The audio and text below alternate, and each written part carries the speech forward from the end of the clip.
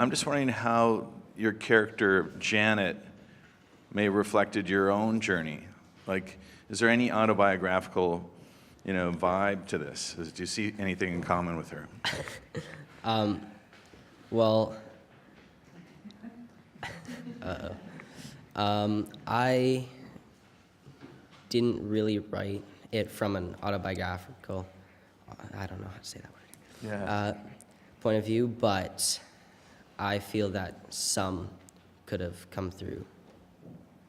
Is there anything about her journey that echoes your own? Maybe her dealing with fear or her just adventure? I think overcoming fear is a big part.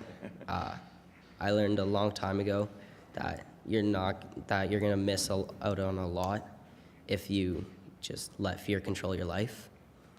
So that came through. That's a great theme. And just before I hand the mic over, do you think you might do this again? I might come back to it later and edit it before I write another one, but I hope I do. I hope you do too. Thank you. I really appreciated reading your script, Reid, and thank you for asking me to participate today. When I was reading it, I could literally see the scenes that you had in your mind, and I wonder how visual it was for you while you were writing it. Were you, was it visceral? Because it really seemed that way in when you described the scene around the character. It was very visual to me. That first scene I could picture perfectly as soon as my advisors suggested do it as an old lady. I instantly thought that would be the perfect scene. And the scenes in London, I mean, the running into the buildings and stuff. Did you have images in your mind from films and things that you'd seen, or? Not really from films I've seen, but just created from my imagination. Yes, I did.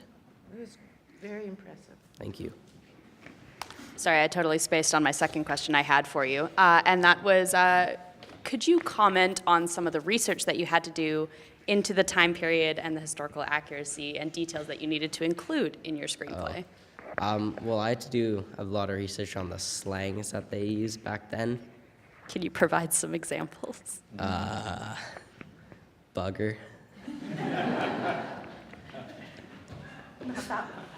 It's the only one that I can remember right now. Mr. McKenzie, I've had the privilege of reading your entire screenplay, and the scene that you showed us today is actually very different from the rest of the screenplay. So if there's time later, maybe, could you do another short reading of the rest? Or not the rest, but a scene from the war scenes where there's a lot of action, maybe? Possibly. Okay, we'll see what that happens.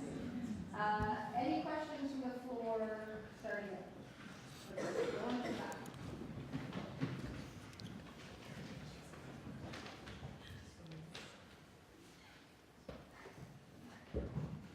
Mr. McKenzie, excellent presentation. Thank you.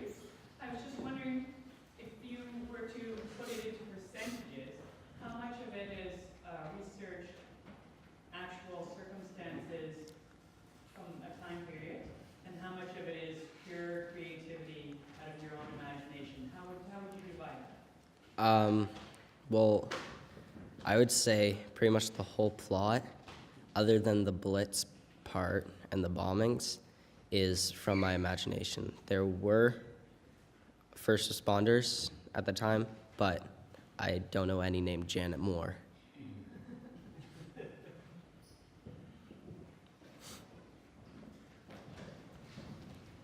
Great presentation. I was just wondering that if you thought using the self-template formatting was beneficial, or if you would say you could just do your own format. Oh, it was extremely helpful. David remembers I tried to just write it on Google Docs, and he hated every part of it.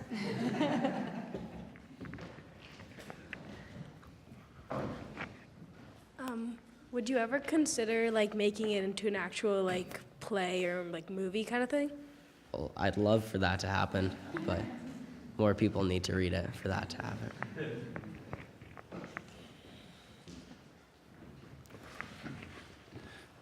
That was a fabulous presentation. I've worked in film and television for about 40 years, so I understand the importance of a good, clear screenplay, because you never shoot, from the beginning to the end. I guess my question is, that information is so important for the actors and for everybody involved in a film. Do you see yourself working in film in any other capacity to understand exactly what you can pull from your actors in terms of writing a screenplay? Well, I've always enjoyed writing not screenplays, but I've always enjoyed writing. But I've also always loved editing.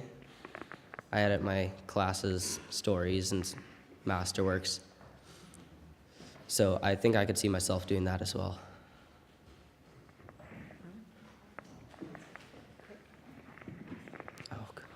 Mr. McKenzie. Hello. Hi, Ted. Couple questions. You're becoming a critical watcher of movies now, because you know about all this stuff. Can you comment on the importance or non-importance of sound and music to movies? Well, the sound and music, if it's a slow motion moving in with just no sound, it wouldn't be as dramatic as if you put in intense music, intense classical music or something like that in over top.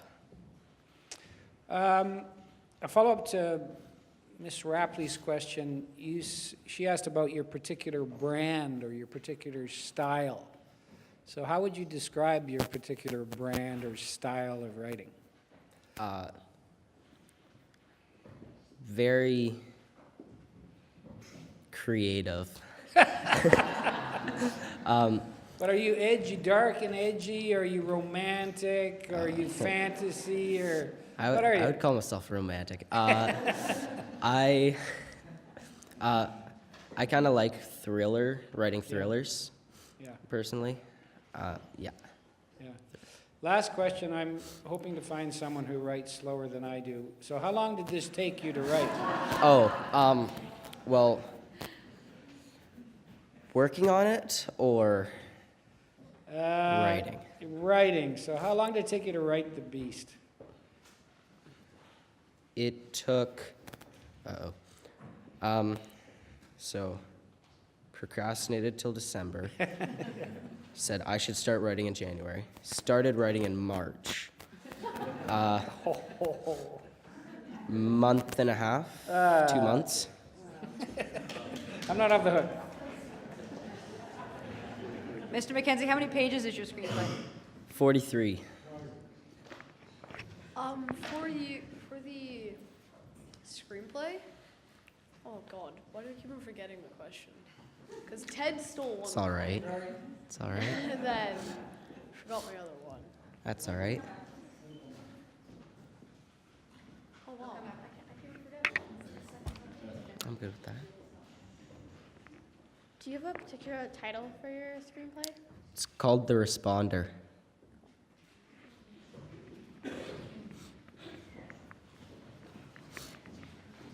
Are you serious? Thanks very much, Mr. McKenzie. Great to get that live portion there to really see what you were writing.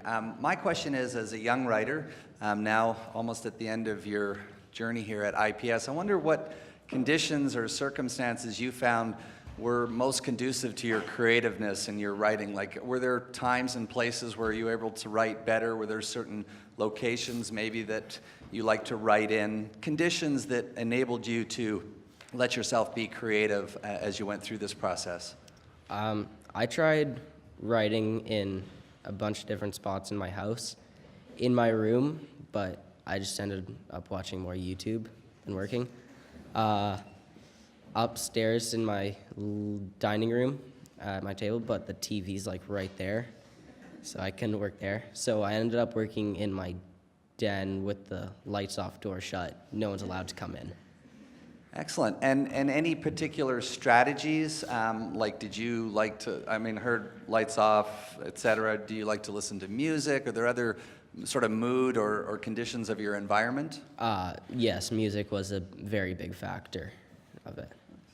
Great, thank you. Mr. McKenzie, you also told me that you like to do something else while you're trying to write. Do you remember? Eat?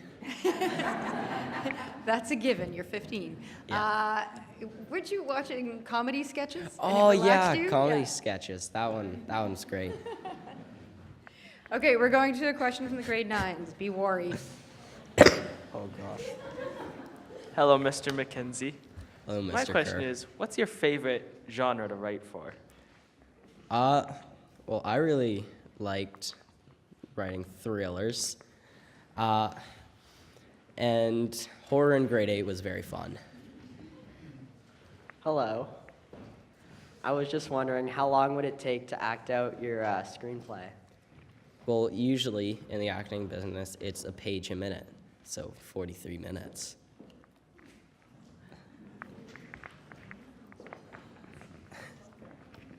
Well done, Mr. McKenzie. I was just wondering, is there a difference between writing a screenplay for a film compared to a play? Well, film, you have the the camera shots. So angle in, angle out. Yeah. It was a great presentation. I am wondering, I think part of writing is you can't really discount the thinking time that writing requires, right? And so I know that you said you started writing in March, but to me it sounds like you really started writing this in September when you decided on this. And I guess the question I have for you is, do you think that false start that you had in December actually made a difference to how you progressed later on? The false start in December was not helpful at all. It took away a lot of time that I could have been writing. So it was helpful in the sense that I could think about my characters more, but other than that, not really. Mr. McKenzie, I'm going to ask you, spoiler alert here, you guys, to tell us a little bit about your plot, because we've only seen the first scene, which is a grandmother talking to her grandson. Can you tell us your plot and talking about the climax and the rising action briefly? Well, don't want to spoil too much. But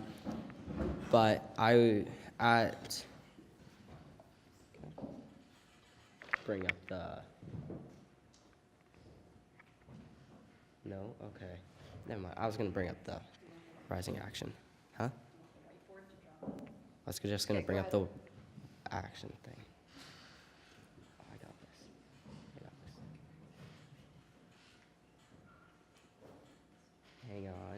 Hang on, so close. There we go.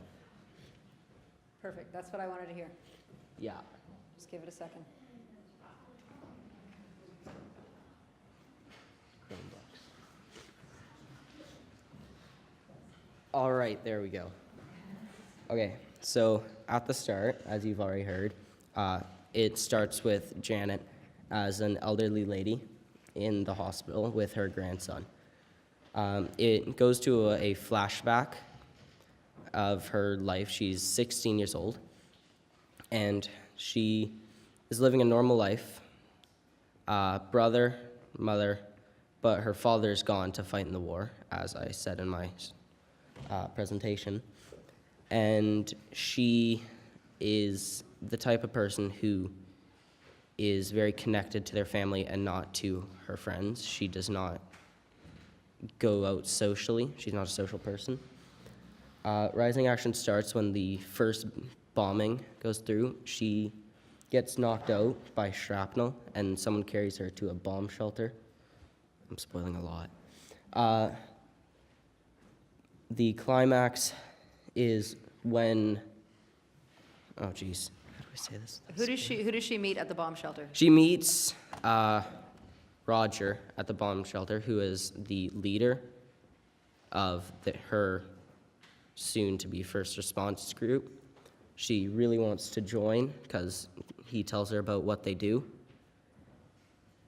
Wow.